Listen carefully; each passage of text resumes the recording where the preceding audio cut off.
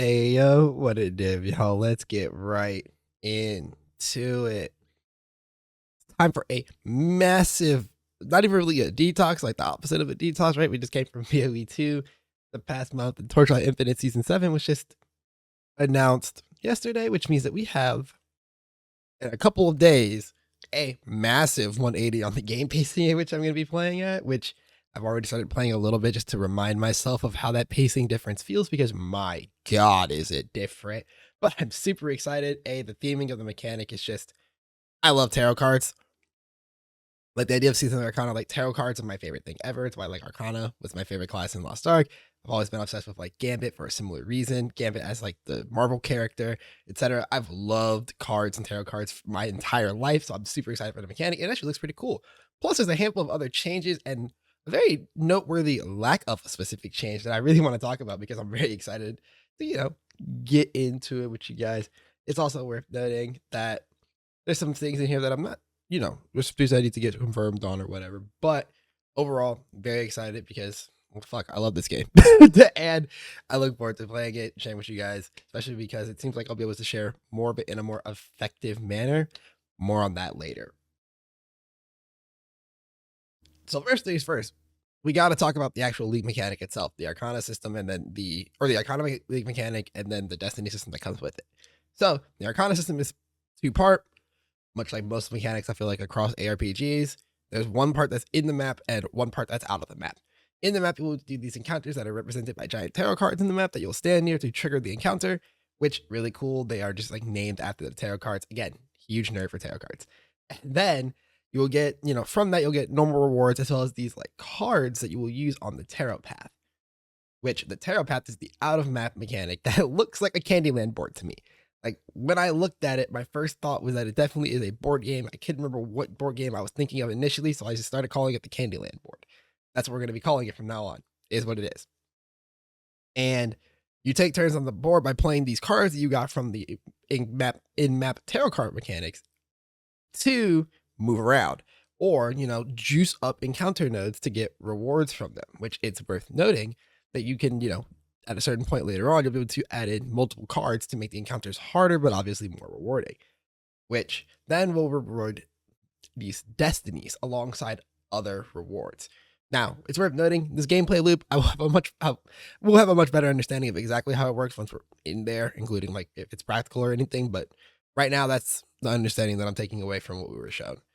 Then we get into the Destiny system, which is meant to augment the newly reworked battle pet system, battle pack spirit, battle pet, whatever you want to call them. I call them pets. It's easier, simpler.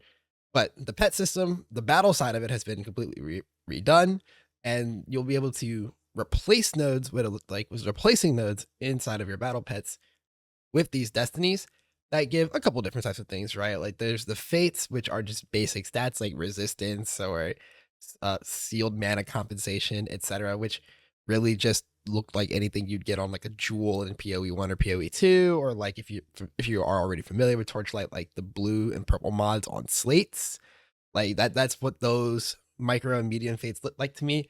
Then you have Kismets, which effectively felt like legendary talent nodes. They were special modifiers for specific builds. I saw some stuff in there for like synthetic troop quantity or shadow quantity, right? Like there are some mechanic specific things in there. Again, much like the legendary talents on the tree that you can socket into your battle pack spirit section. And then there's dual Kismets that need to have another dual Kismet of that one in order to activate this effect that was, more ramped up in effect. Seemed pretty cool. And then Undetermined Fate, which was something I didn't actually understand. So I'll need to, give more thought on it later on when I actually get to see what it does. But it felt like it was like gave you more slots. I don't fully understand how that worked though.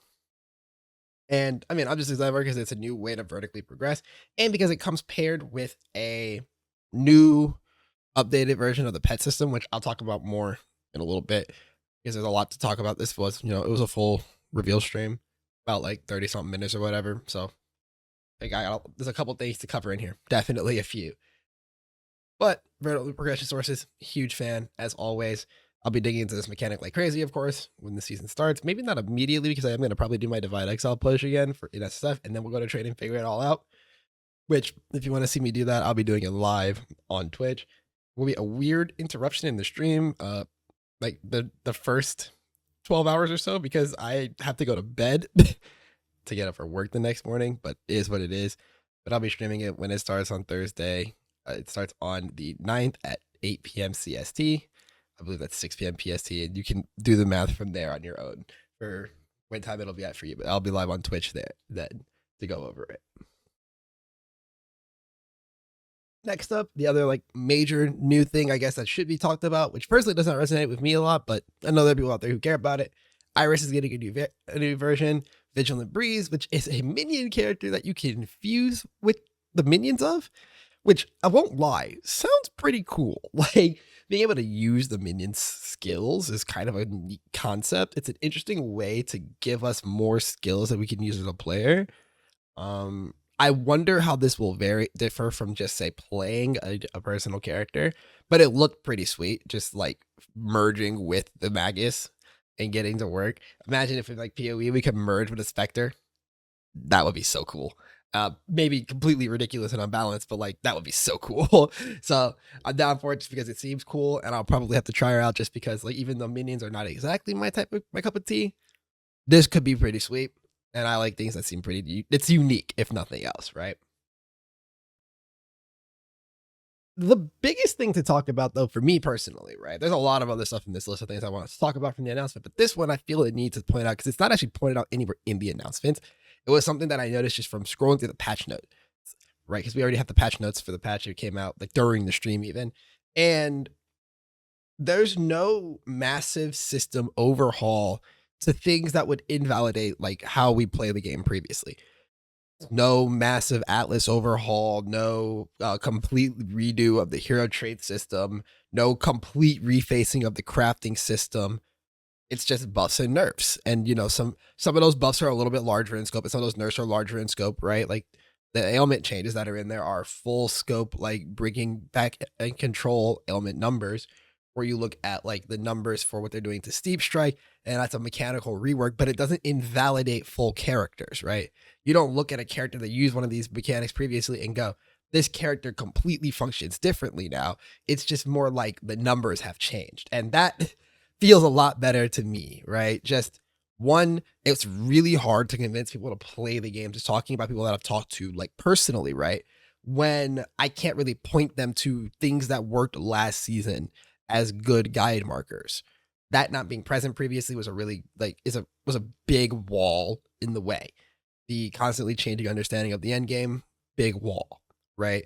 And that's also very relevant for, you know, the state of content creation. I think it's why if you've tried to get into Torchlight and maybe you bounced off of it, or maybe you found your way through, but either way, you realize that there's a stark lack of content around the game because, well, the game is small, right? But even smaller games like Last Epoch, when it was tiny, had a lot of content being made for it. But it's because the game didn't fundamentally reface itself all the time, such that you couldn't reliably use old information to help you in your understanding. And so now that that it seems to not be doing that anymore, it's actually really exciting. And it does mean that, you know, I can actually say before the season starts, tell you guys about the characters that I played previously, notably one of which I'm pretty sure almost didn't get touched at all the way that I built it, which is terrifying to think about because it was so strong. Or one of which that I managed to do, the one I did my Divine Exile on last season, it looks like it got touched, but in a way that doesn't actually kill the build. That's exciting to even be able to actually like talk about it again. And so that's something that I'm like very excited for. But again, like I said, it's not in the stream. It's just something with keen eyes that I observed for and I felt the need to talk about because it does make this game notably more approachable. And I think that's a very important part of a game that's, you know, trying to grow. At least my interpretation of everything is that they're trying to grow. So huge fan.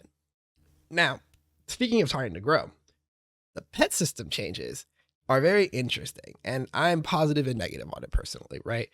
I think they've done a good job so far since I've been playing with their approach to the pet system. And I think this is going to be another one of those good changes, but I think it's going to be received a little awkwardly at first. The big change is that battle pets and drop pets are no longer fighting for the same slots in your character. You are no longer choosing, like if you're familiar with PoE 2, you're no longer choosing between character power and increased rarity, right? You just would have both in your pets now. You would actually have pets that give you good damage and you would have pets that give you good drops. This sounds like a good idea in my head as long as it is properly supported by the stuff that I know that they've mentioned about, like we have like free battle pets coming in and like buffs to lower quality battle pets, as well as this Kismet system that we have coming in, like the whole Destiny mechanic, being able to modify the tree of the battle pets anyways to the point where you might not use much of the original function of the pet. Potentially, right? Again, kind of speculative because it wasn't super clear in the announcement how this was going to play out, but it seemed interesting to me. And so I want to see how that like pans out.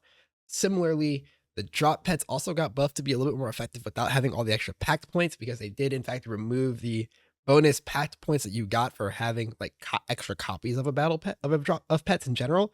So there's a couple things that were changing here that make me feel like this could be better for people who aren't spending on the game.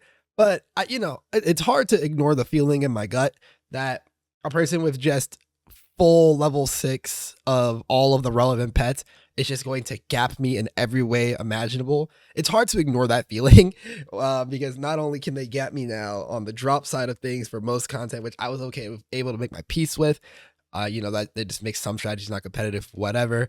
But if I'm going to be permanently racing and chasing against people who also then just have full level 6 legendary battle pets for their builds as well, that's and always are going, as opposed to just when they're trying to kill a boss and push through, that's a little concerning for me personally. But I think the change is going to be good. I'm just, it's just in my gut, something feels off. But hey, alongside all of these changes that I think are just generally good, we're also going to get, free pets again. We get the Supreme Showdown 21, which hopefully will feel more reasonable this time around than last time. And because they did actually understand that, yeah, they might have cooked it just a little too hard in the oven.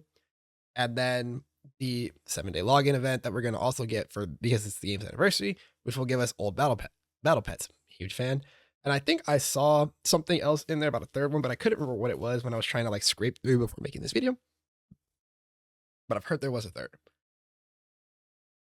All in all, pet things look pretty good. Don't be afraid of, like, honestly, the pay to win aspect of it. It's hard to not think about it, but just like I don't think it's going to be that bad. I think it's just going to be like a dumb little like talking point for no reason type of deal. We'll see though. We'll see. Now, something that I am actually concerned about, not because I think it's a horrific thing, but more so because it's something that is definitely going to be different, is that this patch comes with a couple meaningful economic changes. And it's worth noting, when I say economic changes, I'm not really going to be talking about, say, like, oh, they're changing the drops of specific items and whatnot, right? Like, like Lone Walker's boots got bumped up to ultimate. Who cares? Or like, I think they adjusted the legendary slate drop rate for things in cube, like whatever. That's not what I'm talking about. I'm not talking about the fact that like items got adjusted in rarity. I'm talking about Flame Sand and FE being connected. There was a frame during the stream that was shown as they were talking about Flame Sand and the problem that it did already pose in SS6, right? Because the biggest problem in SS6 was that Flame Sand at a certain point became entirely useless to you. Like, not like, oh, I would just never really use it because it's ineffective. No. Literally entirely useless. And you would accumulate tens of thousands of it. And we're no longer going to be in that problem, because instead we're just gonna be able to convert it 300 to 1, 300 Flame Sand to 1 FE. And it solves a problem and opens up a problem. We'll talk about that in a second, because they also made it, this was snuck into the patch notes, and I think this was bonkers. Lost Secrets, a card that turned in 7 cards for 9 FE, now turns in 3 cards for 9 FE. And I don't know if that's going to be, that they didn't mention an accompanying change to the amount of FP it gives. And I don't know if it's going to be a change in drop rate, because Lost Secrets is a fairly common card. It's what a lot of my FP actually comes from in the course of a given season, at least from raw playing the game and not just trading around, right? So that's a pretty big adjustment. And if it doesn't come with a drop rate change, this just puts a lot of FP into the economy, which I think is a good thing. Honestly, I think it's important that people have the FE to feel free to be able to like slam it into their gear and actually get upgrades taken care of. But I could totally see a world where this also just inflates the prices of certain things well beyond the reach of like the average of most people that talk about like good high value uniques. or legendaries, especially as meta focused as this game gets to be, this could turn into a problem point. But if you're an SSF player, you are feasting. Oh my god. Like, this is insane. Now, this also, they didn't mention whether or not Flame Sand was going to drop less at the point at which it becomes less relevant to you, right? Because a part of also what happened is that you would just drop so much Flame Sand, even though it couldn't do anything for you. And that's how you ended up with this. And now, speaking of, since I've talked so much on the FE side of this, I do need to talk about the Flame Sand side of this problem as well. And that's just because I don't like the idea of, I'll use PoE terms for a second here, because I imagine, majority of my audience is PoE players. I figured this would be, if you're watching this as a curious, like I'm cautiously interested in Torchlight player, you would understand the idea that it'd be weird if Chaos and Divines were directly connected to each other, right? Like, talk about PoE 1 here. But like, or PoE 2 even, like Exalts and Divines, right? Like, they're not directly connected to each other. The value that they have between one another is attributed to it by the player base. And vendor recipes in PoE 1 were how you kept certain materials from under inflating, right? That's what really happened with like the Jeweler's Orbs and the Fusings, etc., right? So, in forcibly connecting Flame Sand and FE, you've created a situation that could inflate FE.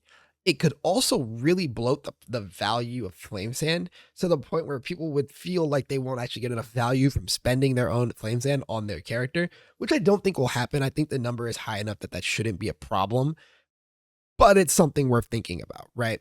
It's just something to be aware of. It's something that I'll be keeping my eye on throughout the first weekend to see how that actually like plays out. One last aspect of cool economy things, by the way, is that they also added like this treasure chest item that you can get. And I think it's just really cool because it's definitely going to function in the way that like a Valdo's puzzle box does, in that it's just going to be like this premium thing that people spend money on to gamble in. And I wouldn't be surprised if it becomes like a new, like, kind of like how in PoE there's like Exalts or Chaos, and then there's Divines, and then there's Mirrors. Like right now we kind of just have like the FE into Mirrors, like there's a twin reflection item in this game. It's like FE to Mirrors. And there's a lack of this middle currency. It'd be pretty cool if it was this chest currency. Like I'd be okay with that being a thing if it's like at the right rarity for that. That'd be pretty cool. And lastly, balance updates, which I'm not going to talk a whole lot about them here, mostly because there's a whole lot of patch notes, and this is already a fairly long video. I just kind of want to give you like the notes that there are balance changes. And so if you're looking at an old build and it's before the person who made the build or the video that you saw the build from talks about any of the changes related to their build, take a moment and like, control F through the patch notes to see if the skill, character, etc. that you're looking at has been affected, especially like core uniques to the build or core like slates and whatnot. For example, if you're looking at characters that were doing like, let's say Ice Lance's Carino 2, that's the Lethal Flash Carino from people's videos. You're like, that build, like it absolutely tore it up. I want to play that build. Be aware that like Surging Inspiration didn't get touched, but the slate modifier that worked so well with Surging Inspiration and Path of Flames did get touched. And Path of Flames got touched, right? Ways that they like managed to hammer out some of the power that build actually had. So, really strong stuff from last season, really performed well. But also, if you're familiar with the game and you have like a skill or a character that you tried previously and you really want to try again, know that there are buffs in there. Like for me, I won't be actually playing any of my previous characters from like this past season because there's another buff that I've gotten to test what it feels like without the buff, and that buff is going to massively change how I feel about this character overall. I'll spoil it a little bit. It's Erica 1 Windstalker. She's getting a buff that makes it so that moving doesn't interrupt her multi-strikes, which, that's going to feel so good, right? But Erica 2, my personal favorite, she got a nice buff, right?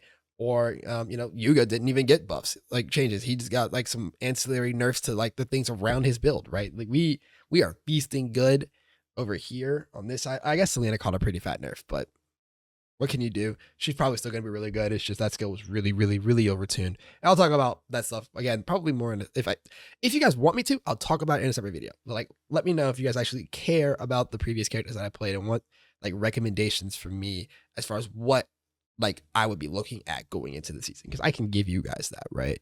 Especially now that I can actually, use previous information instead of just guessing at it. But anyways, that's a lot from me. Just straight up, that's a lot.